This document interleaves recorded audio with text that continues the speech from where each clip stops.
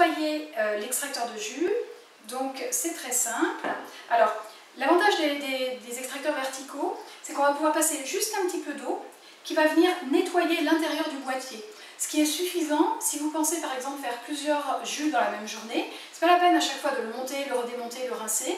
Vous pouvez juste passer de l'eau comme ça enlève le plus gros et vous vous ferez un jus un peu plus tard dans la journée. Et ce n'est qu'à la fin de la journée que là il est conseillé de bien le démonter complètement et tout bien passer sous l'eau pour éviter que les fibres ne restent à pourrir dedans.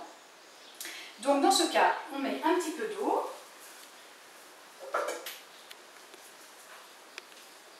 Donc ça, ce sont les bols qui sont fournis avec l'extracteur Omega VRT.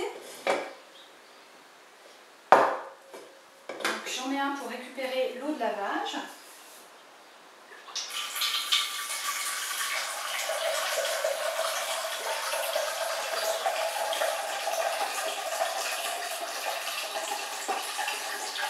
Voilà, donc je verse de l'eau. Alors le deuxième bol est gradué, donc là je sais que je verse 400 ml d'eau, c'est pas une grosse importance.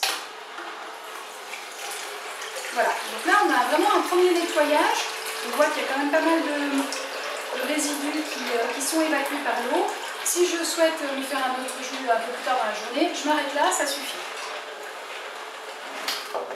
Maintenant si je veux, c'est la fin de la journée, je veux le nettoyer complètement, donc c'est très simple.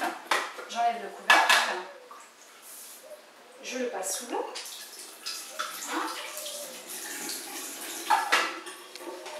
Donc j'enlève tout le bloc qui est composé donc, de la brosse rotative, donc, dans laquelle il y a vraiment très peu de résidus. Je passe sous l'eau par principe. Ensuite, la vis, c'est pareil, très facile à nettoyer, il reste très peu de pulpe dedans.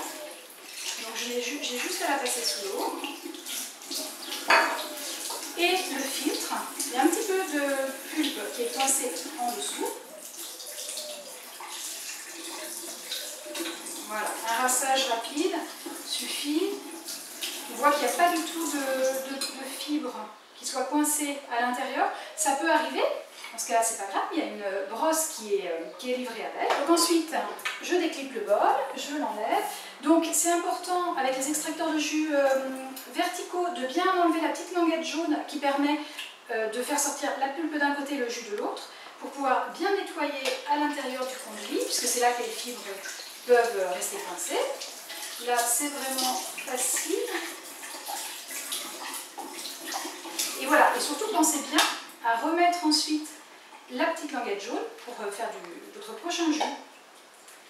Voilà, donc l'extracteur de jus Omega vertical VRT, que ce soit le 352 ou le 402, c'est le même principe au niveau du montage, des pièces.